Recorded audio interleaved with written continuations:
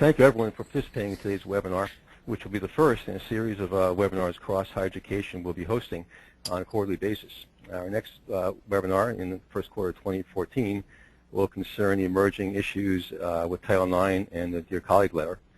But for today's webinar on minors on campus, best practices in protecting minors in your institution, we have two very qualified speakers, Anne Franke and Bob Smith. Anne Franke is the president of Wise Results, LLC, which was founded in 2005, and consults with educational institutions on employment risk policy, and training issues. She previously held senior positions at the American Association of University Professors and United Educators Insurance. She's also a frequent speaker at many conferences and programs, and her writings have appeared in publications including the Chronicle of Higher Education and Trusteeship.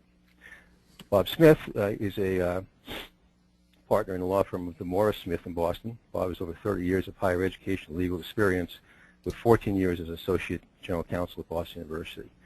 What we'd like to do is have both Anne and Bob present their presentation. We'll leave maybe a little time toward the end for questions, but certainly as the presentation is being presented, if you want to write some questions at the bottom of the little chat box, we can look at those as well. And if a certain question comes up, Bob or Anne, you think you want to answer right in the middle of the presentation, it's totally up to you, but we certainly will have time at the end as well for questions that either are written in or ones that everyone can give once they get off of mute. But please, during the presentation, if you can put your phones on mute just to avoid any background noise, that would be great. And with that, I'll pass it over to Anne and Bob. Bob, thank you very much, and welcome everybody. Terrific that Cross has given us this opportunity to speak to you all, at least through this format, about a very, very difficult topic, but one that we all have to get our minds and our hands around. We don't have to be reminded of Penn State and the horrors that occurred there, and the criminal indictments, and the millions of dollars in treasury lost by the acts of a predator. And so it's incumbent upon all of us to take whatever steps we can to limit the opportunities for those people to be among us and to harm children. And it's really about protecting the children, and when you do that, you also protect your institution. But it's great of Cross to do this. Their commitment to higher education is something that I laud them for, and it underscores the importance of doing business with people that understand your business. And then I'm going to be quiet in a minute because we have with us the introduction of Anne Franke. Really doesn't tell you that she is indeed a leading light in the world of higher education generally across many, many issues. She's a nationally recognized expert. So to the extent that I can contribute, I will. Maybe ask some pointed questions, maybe help answer some pointed questions, but I fully intend to sit back and learn from the esteemed Anne Franke, who I am grateful to call a friend. So without further ado, Anne, please enlighten us. Well, thank you, Bob Titus and Bob Smith, both. I really appreciate those generous introductions. I'm delighted, ladies and gentlemen, that you're joining us today for our program on this very important topic. Let me just show you our pictures here quickly, email and contact information. And I will mention to Bob Titus that I don't have the chat box showing on my screen, so please feel free to give me verbal cues of things, questions that come in as we're talking, and other suggestions that you might convey through the chat box. I also compliment Cross for beginning this webinar series. I think you've started out with a great topic, and your second topic is equally important. In fact, there's an interesting overlap because the focus on Title IX these days is on sexual assault. And our minors on campus work deals quite a bit with sexual assault too. So it's a good sequence, I think, for you to be presenting. Now, let me give an overview of our program today.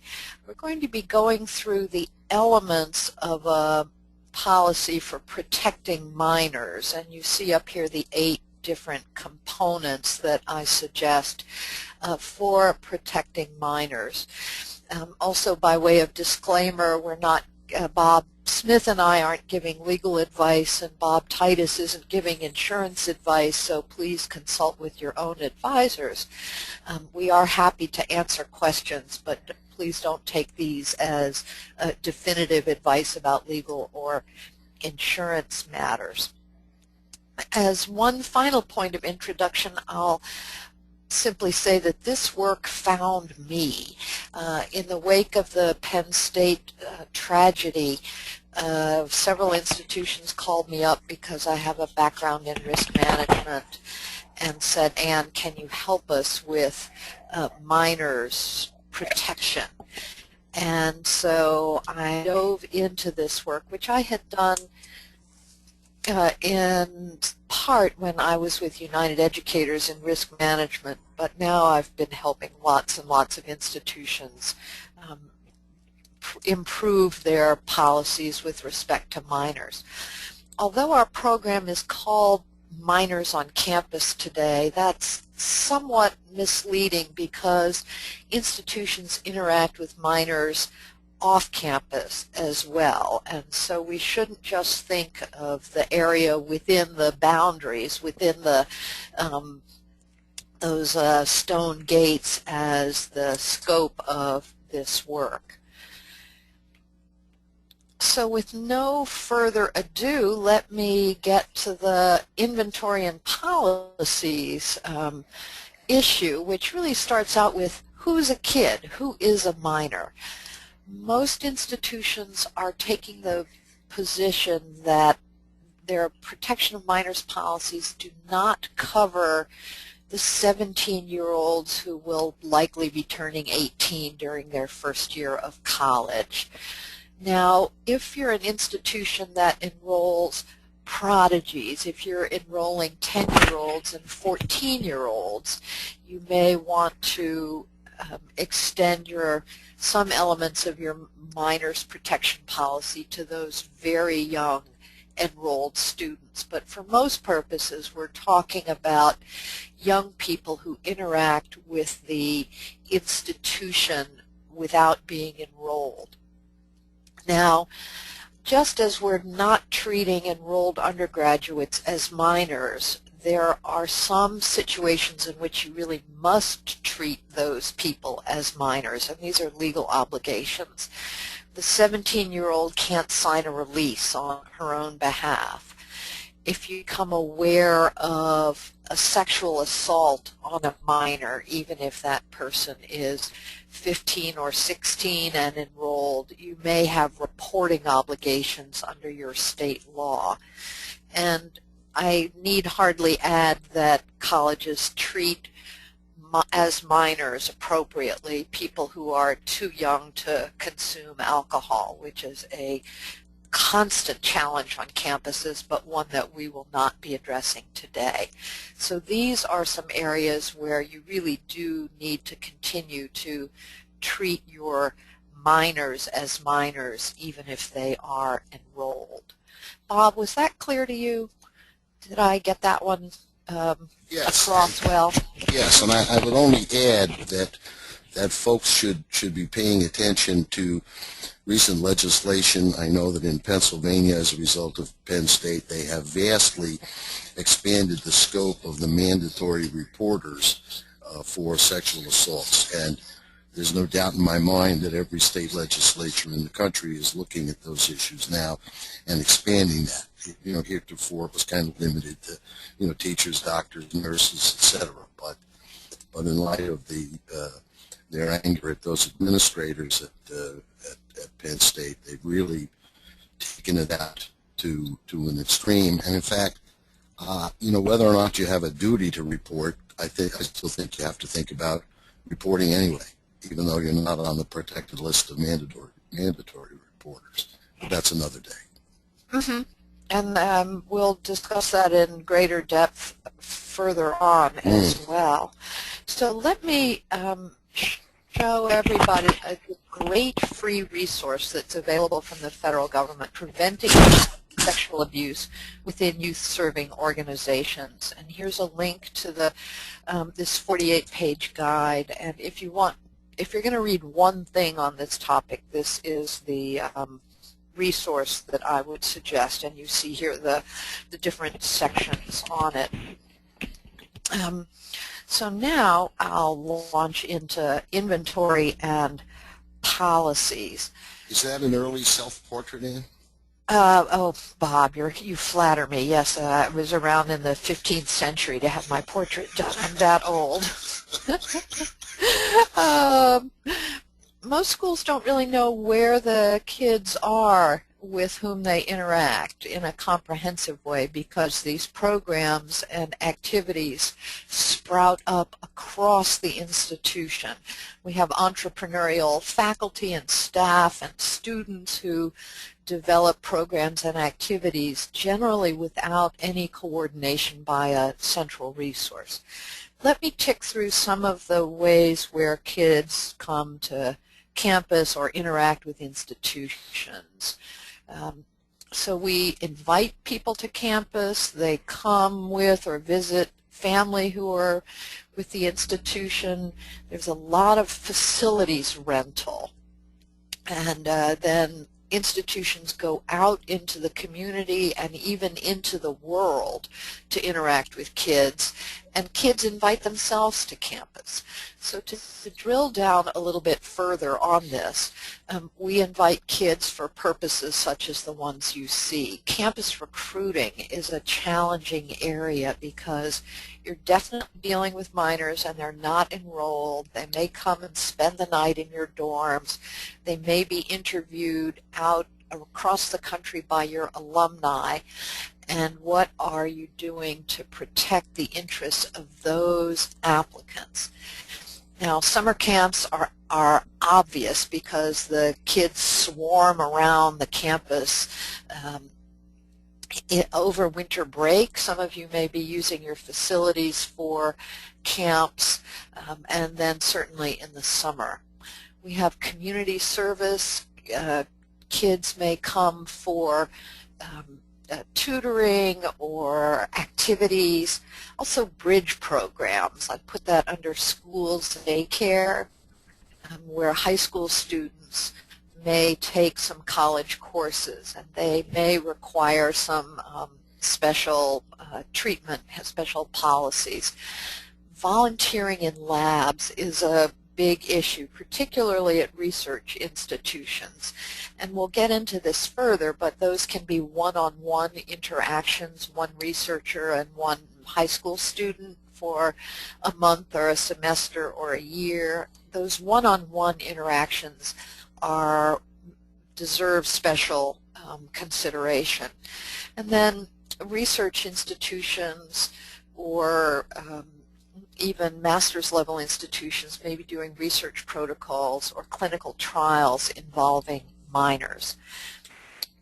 Then kids come with or visit family for events, sporting events, museums, exhibits, concerts, athletic events. Bring your child to work day is another very good example of kids being invited to campus with family.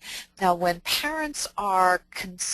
child is consistently under the supervision of his or her parents while on campus, I feel that the general protection of minors protocols are less important because the institution has not taken custody of that child in a sense, and the parents are there full-time to supervise.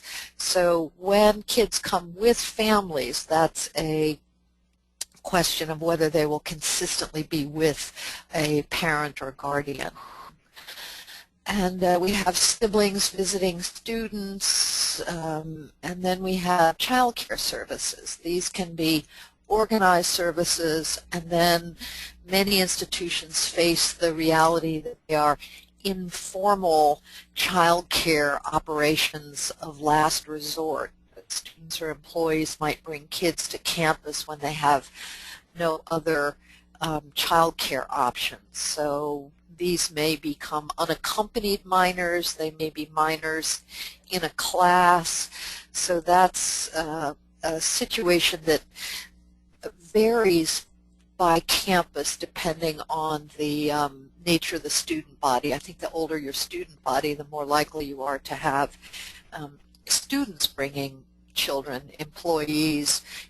You need to look at your policies for that. And there are real safety considerations. Right, and you know, let's remember that, you know, mom or dad brings Junior to campus because school's closed and there's nowhere else to put the child. And then if they're of a certain age, the temptation for mom or dad to say, you know, go down to the cafeteria by yourself or go over to the gym and run around for an hour. I got to do some work.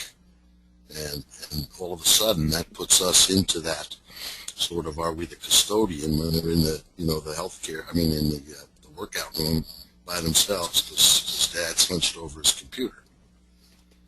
Just things to think about. Right. So one of our goals here is to begin to create an inventory of the situations in which kids do interact with the institution, either on campus or off campus. And the inventory should include the outside groups that involve kids. You may have residential programs, the high school debate tournament, the athletic facilities, the summer camps run by sports coaches of the institution. These can be tricky because the coaches feel like they're part of the institution, but it may be that the college has created a distance between itself and coach. Those are considered to be outside, unaffiliated camps. There can be arts facilities, classroom facilities that involve children, and then weddings, party, religious services, those kinds of things where facilities may be rented or donated to outside groups that are multi-generational. Just point two about the coaches' camps, which are quite prevalent. It's one thing for the school to think, well, that's Bob's coach's camp, and he's just renting the fields and using our facilities. And the coach to think, well, I'm part of the institution, but the consumer of that camp thinks of it as us, as the institution, and that perception is often controlling when something goes wrong.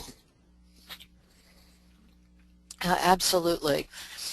And then in terms of outreach, the service programs can be in the community, tutoring in a school, tutoring in a soup kitchen, or an after-school program for kids held in a community hall or a church basement. Students go teach in education programs. There may be clinical placements for psychology students.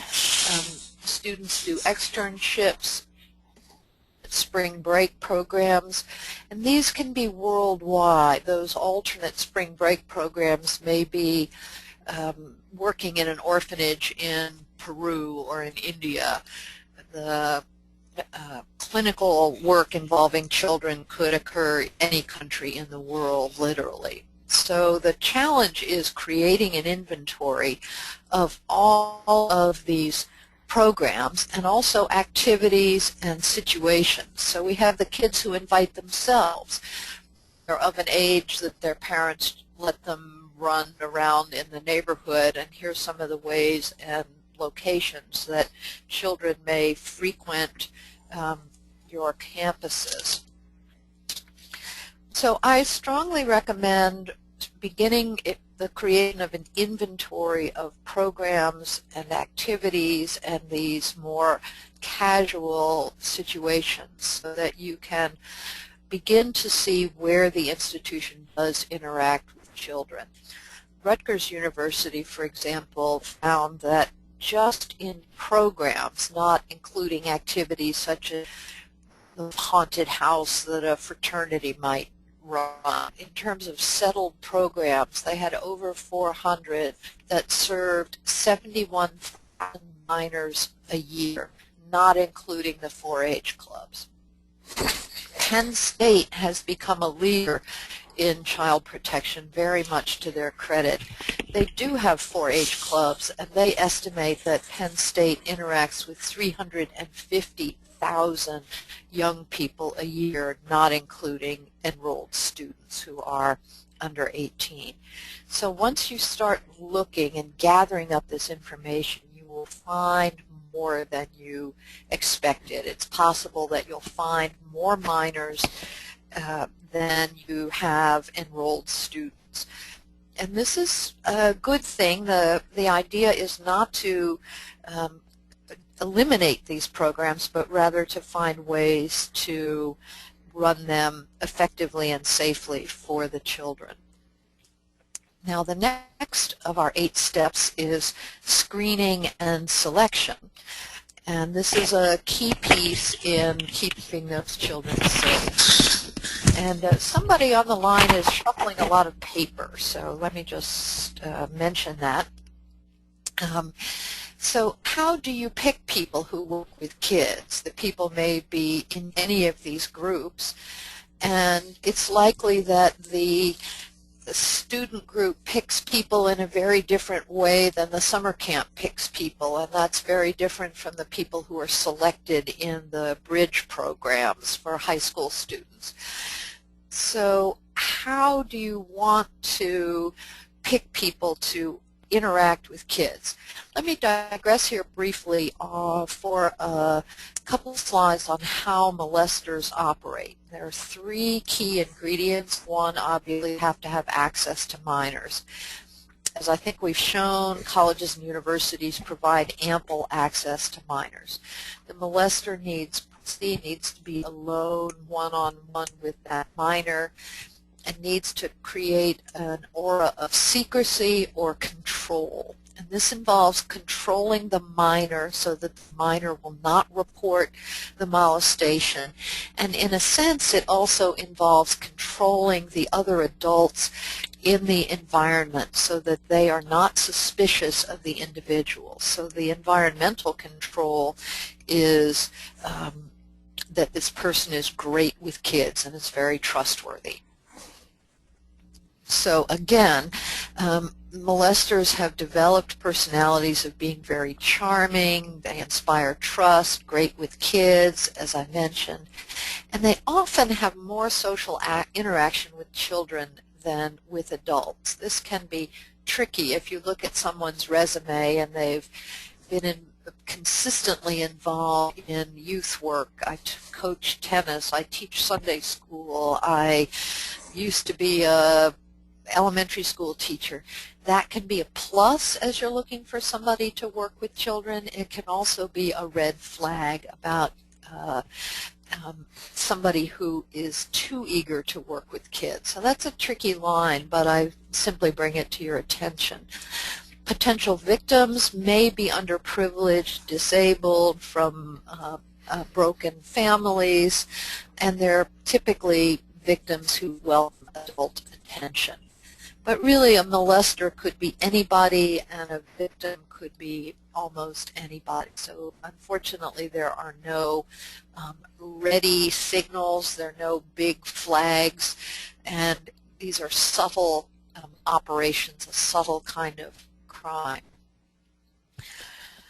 And then the molester grooms the victim. If you read at all about the Jerry Sandusky in the Penn State case, you would have read about this process. That you develop a special friendship with one child, or several children, giving gifts, talking on the phone, making invitations to special things. And then the molester will typically test the child through some low-level compromising situations, giving cigarettes, marijuana, showing pornography, to see if the child will keep the confidence, will keep that secrecy. And then the next step in grooming the victim is low-level touching, which will desensitize the victim, sitting close together, wrestling, brushing against somebody, horsing around, to create that physical contact, which then escalates into sexual abuse. On this grooming issue, I had a recent case involving a basketball coach, and was stunned to learn that the grooming actually went on for years before the actual abuse started. And so this, you know, the people with these predilections are pretty determined predators, and often very patient predators. Yes, my understanding about Sandusky is that at any given time he had a couple of kids in the grooming stage and a couple of kids in the molestation stage, and then he'd move on to the next set. So he was creating a stream for himself of children whom he had groomed. And Bob, in your basketball coach situation, it wouldn't surprise me if there might have been other victims. Oh, there were. Yeah. Now, here are special problem areas, and these will flow into how you create your policies. So areas with water, locker rooms, swimming pools, are problematic or areas because there's the possibility for full nudity or partial nudity. I'd also add restrooms on that list. Another area is a ride given to one child. So this again is a one-on-one activity with an opportunity for privacy. You just take a detour between point A and point B, and that creates the opportunity for abuse. After hours contact is another problem area. Come have a sleepover at my house. I'll babysit at your house. I'll come visit you on Saturday morning when your parents are off doing their errands.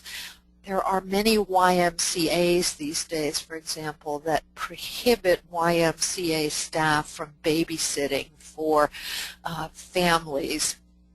And the families may find this unfortunate, and the lifeguards may find this unfortunate, but you can see the rationale behind that type of rule.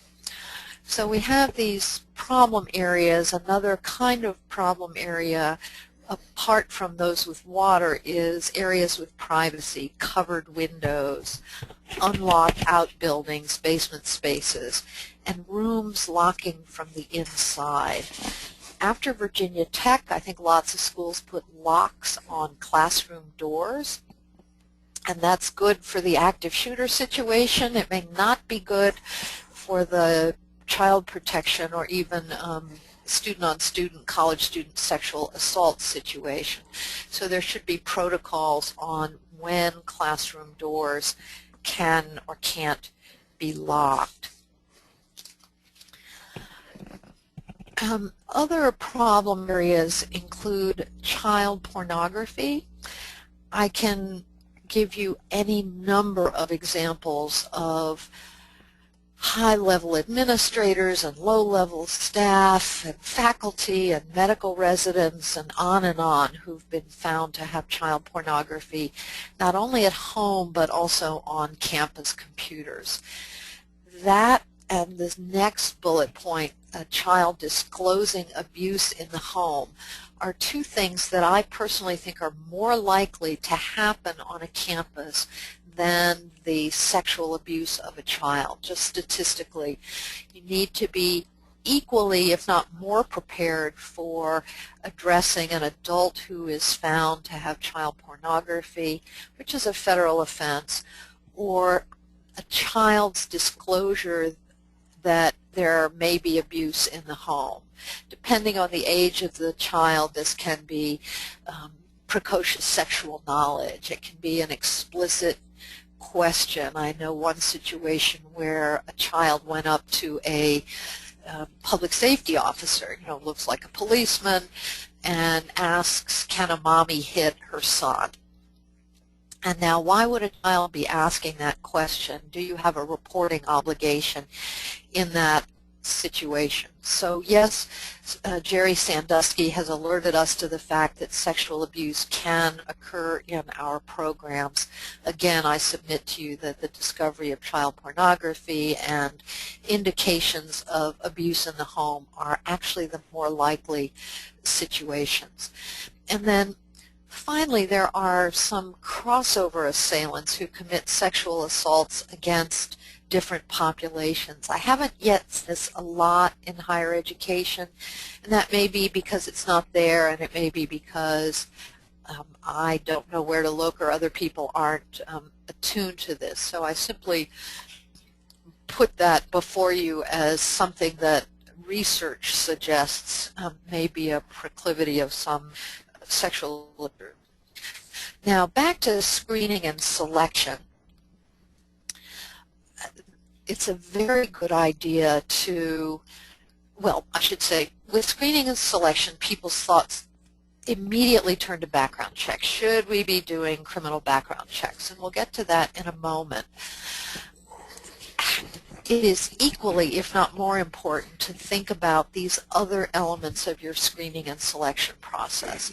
Are you inviting people to do a written application? This would apply to volunteers, it would apply to students who want to volunteer, to community volunteers, to your own staff hiring processes where I assume there are written applications at your institutions.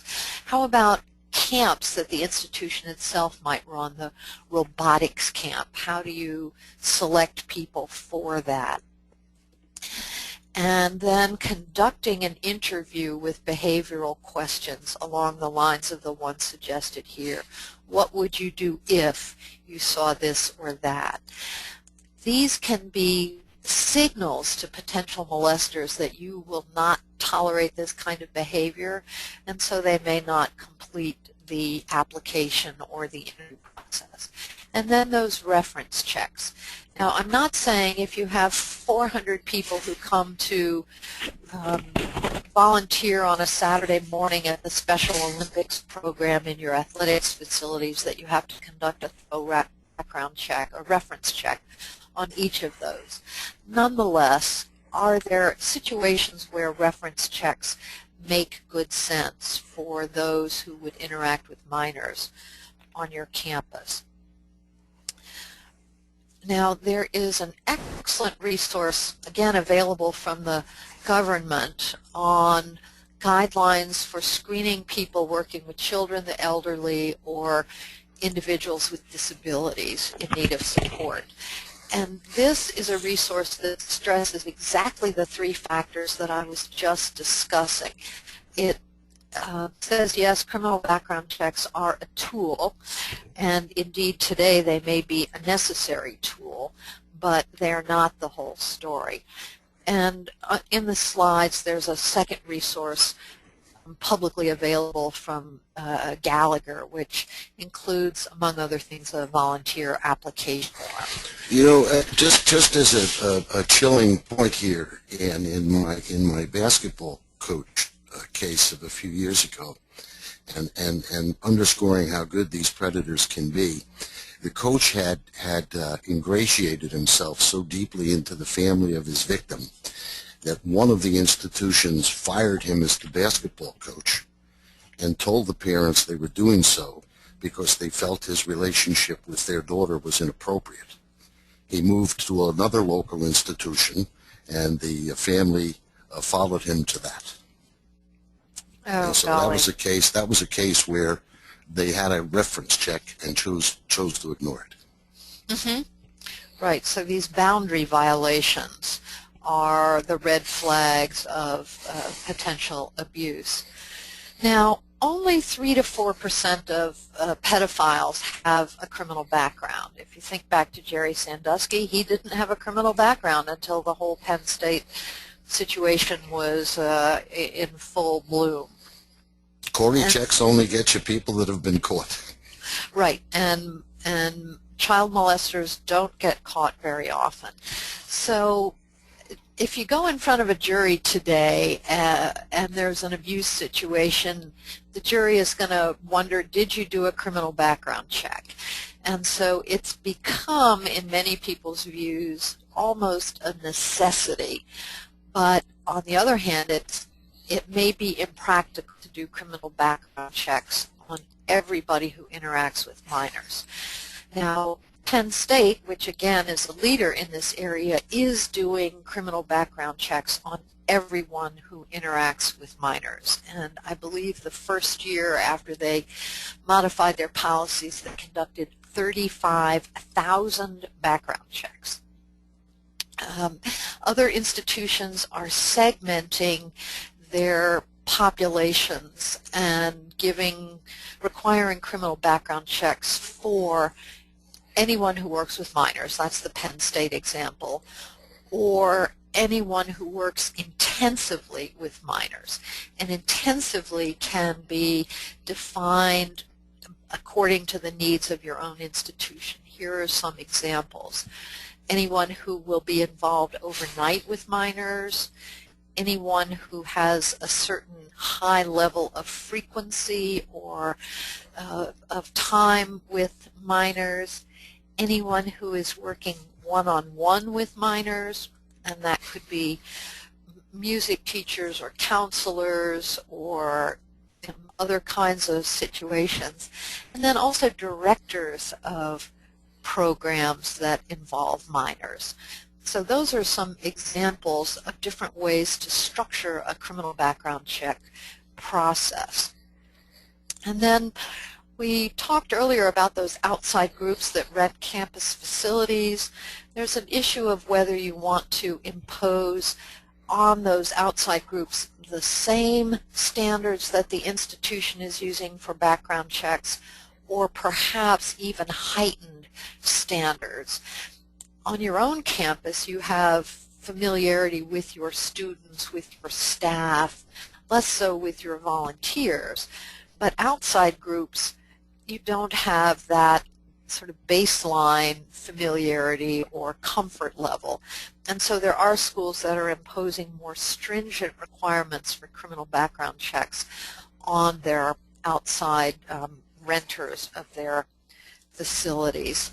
I'm aware of schools that do it routinely for vendors of every kind that send their employees on campus to perform a service like painting and other things. They put in the contract that the contractor or the vendor has adequately checked his or her employees that are coming our way. Mm-hmm. Right, and I proposed that same system to another school that said, no way, we can't do that. So these are very situation specific, and we get to some of the challenges in facing and deciding on a background check policy. Who conducts the background checks? Do you want the basketball coach who's running an outside camp to be checking her own camp staff, or do you want the institution to do it? Who's your vendor? And what kind of background check do you want to do? The basic screening is with a name and a social security number. I was chatting with a retired FBI agent who scoffed at that, because if somebody says, my name is John Smith and here's my social security number, you have no assurance that that person really is John Smith. And so for law enforcement purposes, the digital fingerprints are the most reliable, and there are institutions that are doing those. Another kind of criminal background check is through the online sex offender registry. And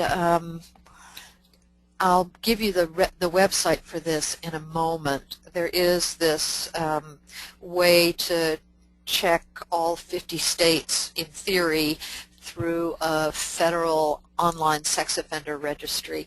And that gives you some baseline information, and I think that could be useful even with the 400 volunteers who show up for the Special Olympics, because it only takes a matter of seconds to run a name and address through this system. you run the risk of a false positive. So, too many people named John Smith, but anyway, that it is another option. You get the challenge of who pays. Does the institution pay? Does the individual pay? If you're going to require students doing community service to have a background check and it's going to cost $35, that may well deter students from engaging in that volunteer service. Then who evaluates the background checks? Do you leave it to the directors of those outside groups? Do you require that the outside groups give you any hits that are on in the background checks? Who keeps the records? And when does the Fair Credit Reporting Act apply? And we don't really have time today to answer all of these questions, but I have some resources here that can help you address these issues. The Small Business Administration has good material. The FBI has an explanation of the digital fingerprint background checks.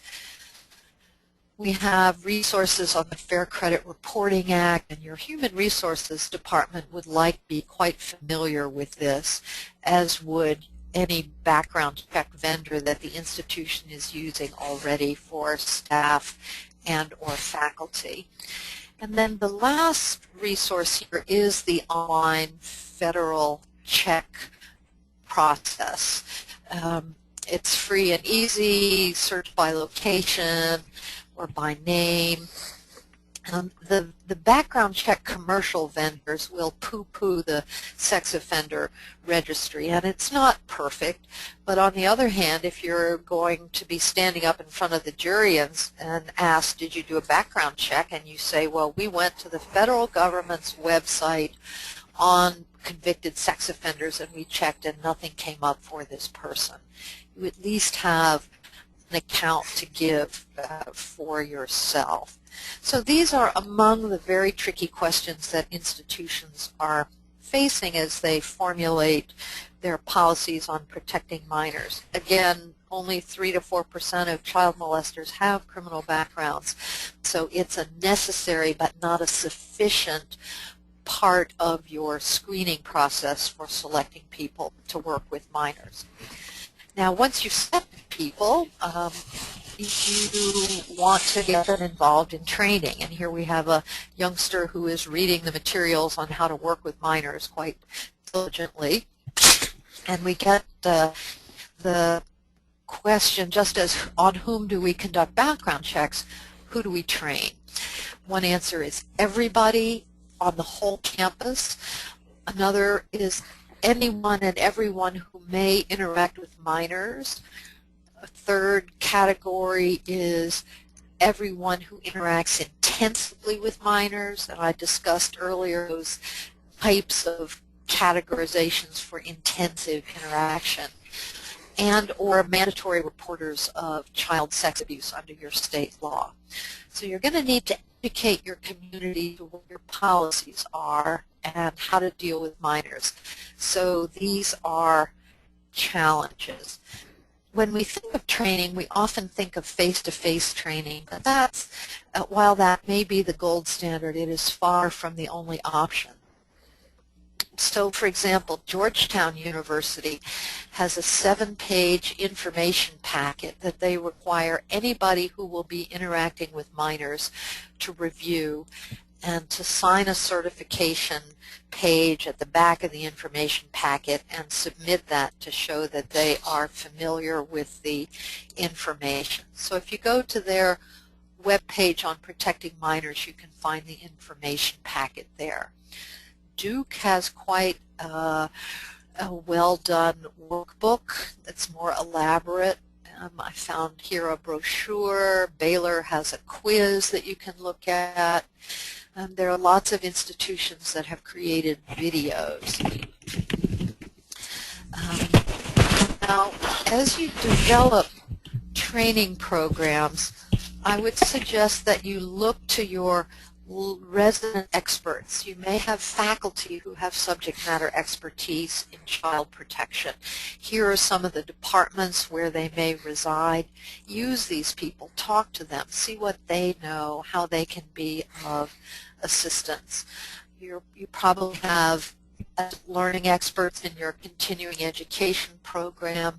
In the community and in the state, there are groups and agencies that are sources of expertise. Some of the state child welfare agencies have very good fact sheets or videos, so you don't have to start from scratch in teaching people how best to interact with minors. So look around for these local experts. Let me mention just one national group, and I don't know if you get to it later or not, but there's a foundation called Darkness to Light, which is dedicated to child sexual abuse prevention. And on their website, they have a number of great protocols and other information, not unlike what you're highlighting here. Yeah. And they'll actually provide training for institutions. Mm-hmm. Yes, and I'm familiar with them, and I think that's a very good program. I believe that's the program that the Citadel is requiring every person on campus to do, from the trustees to the entire student body, and their Darkness to Light is doing a 3-hour mandatory program for everybody at the Citadel. Yeah. And the national YMCAs have partnered with them in a very active way as well. Mm-hmm. Yes, and at institutions you'll probably find staff who are involved with youth work in the Catholic Church who've gone through the Virtus program, and there are other religious denominations that have also launched very good and extensive training programs. Now, part of your training programs, a component of those has to be, what are your own policies? And here we get into the subject of monitoring and supervision. We have the older child supervising the younger children in this picture, but this goes into, what are your policies going to say? And a key piece of it is behavioral expectations. So here I've given you some examples of behavioral expectations. Villanova, Georgetown, Dartmouth are among the schools that have quite clear behavioral requirements for people who will be interacting with kids. So you can take a look at those and either the institutional samples or this list, and decide which pieces fit best for your programs. The next to last bullet point here is no electronic communication unless another adult is included. That was an idea that emerged from Penn State, which I think is terrific because it limits the secret grooming by text messaging or email or phone calls. So yes, you may need to communicate with an individual child, but loop in another responsible adult, and their policy says another adult who's gone through training and has been sort of approved. On your first bullet point, though, no one-on-one interaction, parents without advance approval. I'm aware of a number of like the Ys and others that there'd be no such thing as advanced approval. Yes, and that is certainly the better course. However, there are things in university and college programs, such as music lessons or counseling practicums, where it simply cannot be avoided. Right. And so in the music lessons, can you put a window alongside the door and then make sure people don't cover up that window? With tutoring, can you do tutoring in a big room so that even though it's a one-on-one process, it's not done privately? Right. So these are the practical issues in implementation. Now, staffing ratios. Some institutions are imposing staffing ratios across all their programs, and the most common touch point are these ratios from the American Camp Association. Other institutions are requiring each program to develop staffing ratios appropriate to that program, so that the 1 hour, let's do crafts with 2 instructors and 40 kids under a tent during alumni weekend. Depending on the nature of the activity, the ratios might change, but and then some institutions are not addressing staffing ratios. I think that may be a mistake. I would suggest doing something on staffing ratios, and also applying staffing ratios in your contracts with those outside groups. What do you want their ratios to be?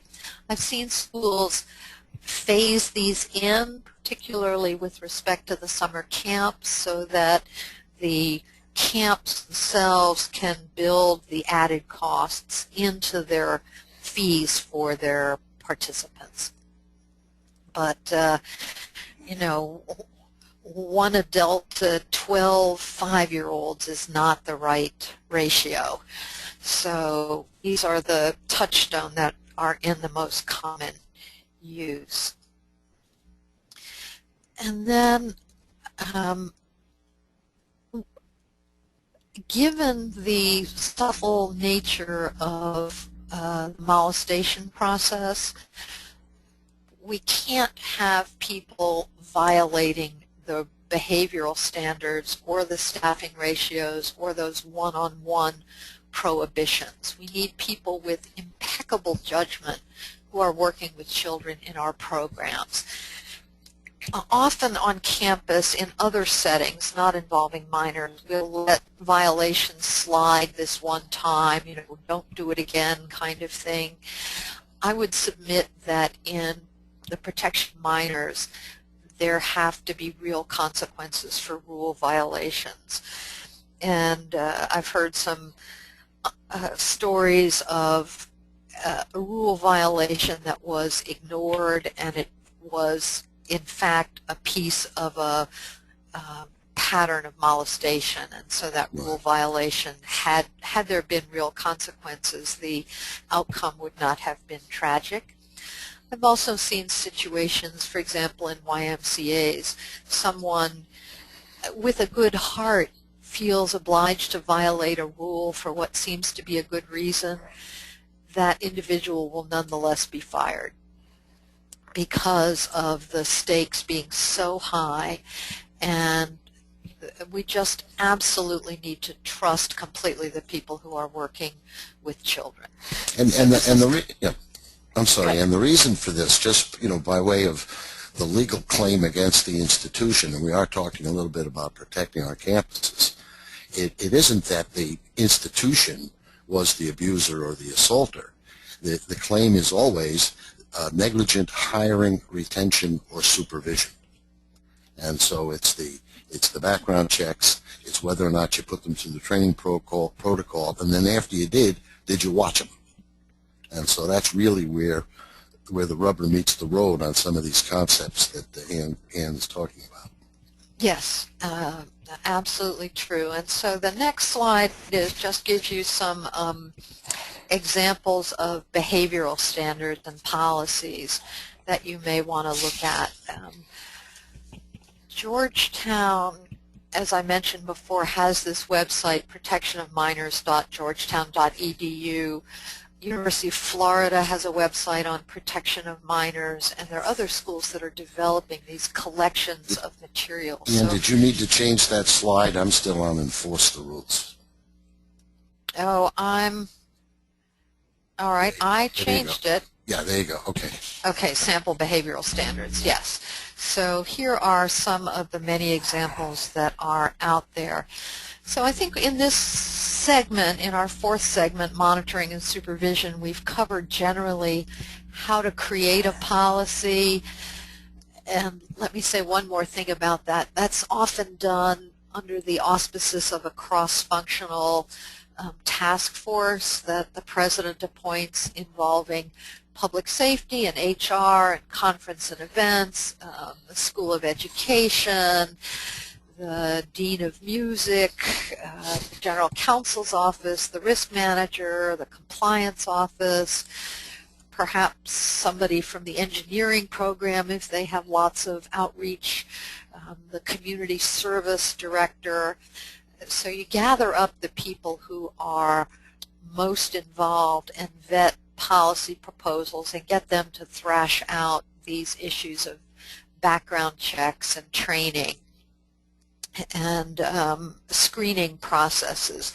Come up with a policy and then you put it in place, you monitor and supervise people's behavior. And that brings us now to consumer participation. And here we have a dad and his daughter. And I'm looking to how they are involved in protecting children on campus.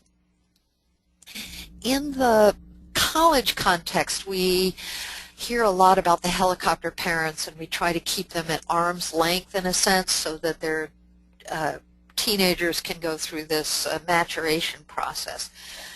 You need to put aside that mindset in your child-serving programs. You need to partner with the parents. They are your great resources. So here's some steps that can get them involved, helping them know what to expect. What is the daily schedule at the camp? How does the pick-up and drop-off process work? Will my kid be swimming every day? Will the counselor come babysit for my kid? So the more information you can give to parents about the nature of the activity or the program that their child will be involved in, the better they can help you monitor that those are the things that are actually occurring. Yeah, I think it's important for them to understand that it's not okay for the basketball coach to offer your daughter a ride to the game. Because if they don't understand that, then they say sure. Right. It's convenient for them. We like the coach. She likes the coach. And that, Bob, speaks to the second bullet point here, which is help the parents know what the adults in the program are supposed to do and not supposed to do. Mm-hmm. You can invite parents to observe any time and provide them with mechanisms for questions and concerns. So does the camp registration brochure say, if at any time you have a question, please call the director or the compliance office or our a designated contact person for minors issues. And I'll get to this further in a moment, but hotlines can be useful for these purposes. And then you can also involve parents as advisors. I suggest that once that task force has created the institutional policy, some similar group might meet on a quarterly basis to say, how are we doing with protecting minors? And have a couple of parents on that task force could be a good idea. So this is a piece that has not yet matured in higher education, but I'm pushing to involve parents more. And then with respect to kids, oh, and before we leave parents, I should say that don't have Johnny's father supervise Sally. Have Johnny's father supervise Johnny so that the parents don't have access, unfettered access to other people's kids. And then for the kids, helping them know what to expect, providing mechanisms for their questions and concerns that are age appropriate, and then particularly with younger children, being alert to any suggestion that they may be facing abuse or neglect outside of the institutional program or inside of it. So this is our consumer participation piece, which differs a lot from the participation of parents in the college experience of this. Yeah, that last is a very thorny and complicated issue, though, because when you begin to, at least from the experts that I've talked to, when you begin to talk to very young children about their experiences, it is so careful that the question not suggest the answer. Right, and you that's don't want to tricky. be you don't want to be doing your own investigations. You simply want to go on the basis of any signals the child may voluntarily offer. Because if you start saying, well, where did your daddy touch you, or how often does your mommy hit you, you are interfering with the law enforcement role in getting the original story from that child. And that's true in interviews involving any kind of sexual assault, really, that the questions need to be posed by people who are trained in posing those kinds of questions, particularly with kids. All right, now we are on to feedback systems. And I suggest designating an individual to contact about problems with child serving programs. And as you'll see in a few moments, I'm a believer in having an individual with a part-time or even a full-time assignment of child protection officer. And there are about a dozen of these people in higher education now. Because these programs are so spread out across the institution, and because we are starting to make these institution-wide requirements, setting expectations, you can't just expect these things to run themselves. So Vanderbilt, Penn State, Texas A&M, the University of Florida, Dartmouth, Georgetown are among the schools that are now, I should add Columbia University, that are now appointing individuals to be the coordinator of these policies and programs. I have worked with some schools that have expanded their ethics hotlines into an anonymous reporting mechanism for child abuse. And so whether you run that your hotline yourself or have an outside group do it, consider that expansion, and then give parents that number. Give your staff and students who work in your child serving programs that number, so that it's no longer the best kept secret on campus. And then customer surveys after programs and activities to capture whether there might have been some things that just didn't look or feel right to somebody. Now we get into the area of response. And Bob, I think this is the childhood picture of you, if I'm not mistaken. Thanks a lot. Right. Many of my former teachers would agree. Okay. And if a problem arises, know who's going to respond to it and how they're going to respond.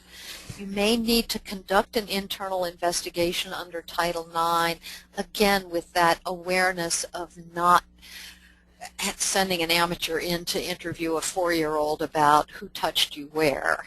That's not a good approach.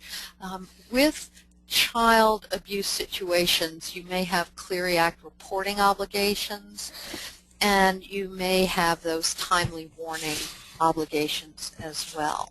And on that Clery Act, let me just interject. Here in Massachusetts, the age for consent to sexual conduct is 16. So if you had a bunch of minors on campus and a 16-year-old were to engage in sexual activity with a 15-year-old, that would be the crime of statutory rape, and that would implicate your Clery reporting. Right, or the 18-year-old and the 15-year-old. Well, yes, yes. Clearer there because the 18-year-old's an adult, but a lot of people sort of, don't consider sort of mid-teens engaging in that sort of thing as rape, but the law considers it a rape. Right. We think of consent, and the law thinks of rape. Absolutely. And in Kentucky, there were some criminal indictments of housing. A residence hall director who was aware of a 15-year-old enrolled student living in the dorms who was engaging in quote-unquote consensual activity, sexual activity, and didn't report it under the mandatory reporting law. And so there were criminal actions that followed from that situation. So mandatory reporting can come in two flavors. One is legally mandated reporting, and the other is mandated reporting by institutional policy. So, for example, there are some institutions that say, now, no matter who you are or what you see, the first thing you should do is call the state child welfare agency. And the second thing you should do is call the child protection officer or the campus police. Let me dive a little deeper here into mandatory reporting under state law. There are two varieties of state laws. One, such as New Hampshire, makes everybody a mandatory reporter. So if anybody is aware of any possible child abuse or neglect, there is that obligation to notify state authorities. In other states, the mandatory reporters are people in designated professions. And here are some of the commonly designated professions. Film processors and computer technicians are on the list because they may stumble across child pornography. And higher education employees, as Bob indicated at the outset of our program, are being added to the list of mandatory reporters in lots of states. So you need to know which way your state law works. And then you need to make a decision for your own campus of whether, if your state is in the second category, only designating certain individuals, whether you want to broaden that by institutional policy into the everyone is a mandatory reporter kind of approach. And then give people the phone numbers for mandatory reporting. Help them understand their own reporting obligations under law and under your institutional policy. So a couple of problems with that approach, though, that folks need to be aware of when they're kicking this around after we're done here today. Under the mandatory reporting schemes by law, if you are indeed a mandatory reporter, you are immune from civil liability to the bad guy or the person you said was a bad guy if you prove to be wrong. If you branch it out to everyone and someone on your campus decides to drop a dime because they saw something they thought was inappropriate and they're wrong, they're exposed to civil liability for the wrongful accusation. So that's a tightrope act that needs to be walked fairly carefully. Right. And if I were an institution, I would want to protect those people who made reports in good faith from that lawsuit by the bad guy, but that is an absolutely choice. Absolutely, yes.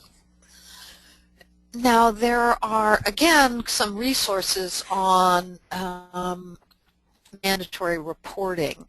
The federal government has this child welfare gateway, they call it, and they do summaries of lots of different kinds of laws defining abuse and neglect, defining who's a mandatory reporter. So I commend this resource to you as something that will get you immediately to the answer of what your state law on mandatory reporting may be. Now, I'll go and here's just the screenshot of what that document looks like. I'll go quickly here through some of the administrative practices so that we can get to questions. Policy enforcement, we've talked about that. You've really got to have consequences for violations. You need to monitor your operations without groups, you may want the right to audit their records of training and background checks. You may want people walking around the campus occasionally in the summer to see if those staffing ratios are being observed. And you also need to monitor whether the parental waivers and releases are being retained. Now, on back quickly to the policy enforcement, I can't stress enough to this audience that we have to be ever vigilant. It's human nature to adopt a policy about something and then think you're done. And almost one of the worst things you can do, knowing this from lawsuits gone wrong, is have a policy and bring it up as a shield, only to find out in discovery that it wasn't enforced. So you were in violation of your own policy, and the courts will give that a very stern look. Mm-hmm. Absolutely. You put into place a staffing ratio and then you didn't follow it, even if following it might not have made a difference. Correct. And let me add one other thing that perhaps we should have mentioned earlier on policy enforcement. There are two different approaches to creating a policy on protecting minors. One is to focus the policy on abuse and neglect, and that's the topic, obviously, that we've been concentrating on today. If you look at the Penn State policy, however, you will see that it's much more comprehensive and covers safety, emergency planning, food allergies, EpiPens, emergency contact information, transportation risks, a much broader set of issues involving minors. So that's a preliminary decision that you'll need to make about how broad a policy you want to be starting out with or establishing at this point in time. So, oops. Okay, so we're in administrative practices now, and we have the issue of insurance, especially for outside groups. Does your insurance cover child molestation? Are you requiring that type of insurance for the outside groups? And here I'm sure that CROSS is a great resource on setting requirements, helping you decide on limits, establishing policies to use with those outside groups. Another piece of this whole child protection area is record retention. Second bullet point is know the state statute of limitations on child abuse claims. These lawsuits may be brought decades after the camp or the music lessons occurred. And so what you need to do is be prepared to keep those employment records, the training records, the complaints, investigations, contracts, waivers, insurance policies for decades. I think it's unrealistic for the art department to keep records of the art camp for 20 or 30 years, and so that argues in favor of a centralized coordinating resource. And that brings me to this point that I believe quite firmly that appointing a part-time or full-time child protection officer with an advisory council is a terrific step in the right direction. And then finally, and this is the last slide that we're going to really discuss today, there are other vulnerable populations on campus. They may not be in the same numbers as children, but everything we've been talking about today applies to the elderly, people with mental disabilities, research participants. And at Penn State now, the Institutional Review Board that reviews human subject research is requiring every protocol involving children to have a child protection plan in it. So again, I think they are truly leading the way on this. in the slides, which I hope you'll be getting copies of the slides if you haven't already, you'll see some court cases on minors in higher education settings.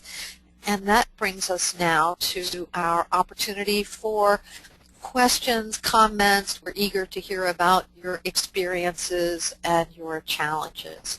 And Bob Titus, are you with us to lead us through some questions? Sure, yeah. Thank you so much. It's a very informative webinar. Actually, one of the questions you just answered at the very end there, Ann, was, is it okay for us to share this presentation with participants and have them share it in turn with their colleagues? Because there's a lot of great information there.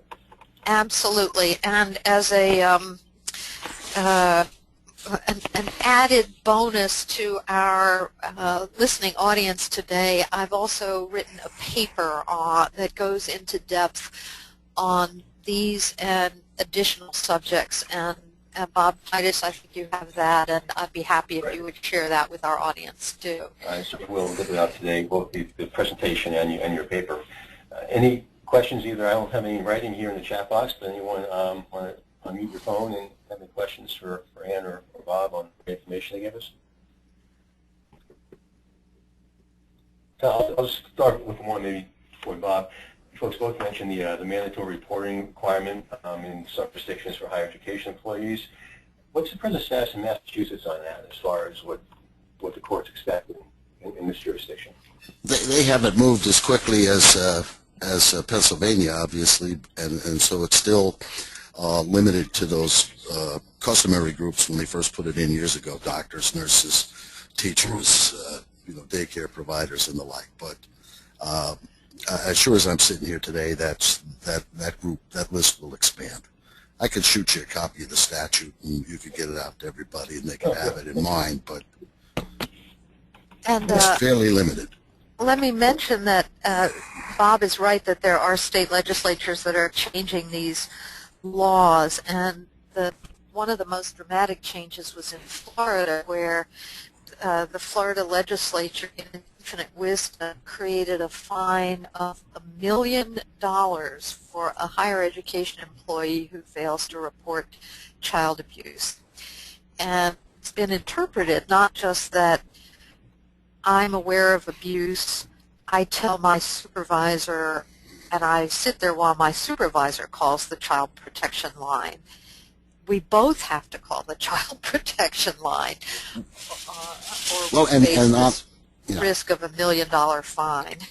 And on the insurance point to that, fines and penalties are generally not covered by insurance. In most states, trying to insure against a civil penalty or a criminal fine would be against public policy and not enforceable. And back to the insurance requirement, I think it's very important that you actually examine your coverages and get some advice on coverages, because in the basketball coach case of a couple of years ago, the institution had 2 or 3 insurance policies with different insurers, and in each instance when they reported the lawsuit, they got about 30-page reservations of rights letters from the insurers looking very, very hard at trying to not provide coverage. At the end of the day, we got them their coverage, but that was a side fight along with the civil litigation brought by the victims. Right, you need a good broker and a good lawyer to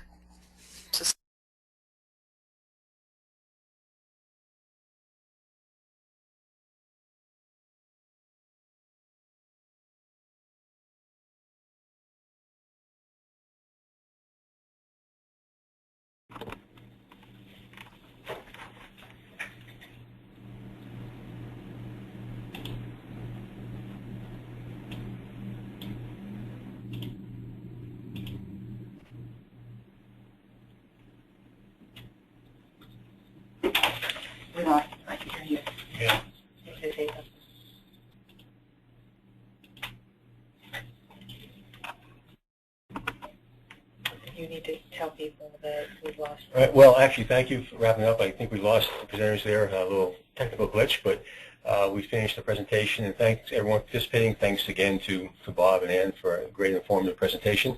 And we will be doing these webinars quarterly, and in the next few months we'll be sending out another invitation for the next one for the first quarter of 2014 concerning Title IX and the emerging issues with the Dear Colleague letter. And again, any questions, please feel free to email me. Work with Ann and Bob and get any questions back to you, or answers to your questions back to you. I will be sending today a copy of the presentation and Ann's paper as well. Again, thank you and have a great day. Bye-bye.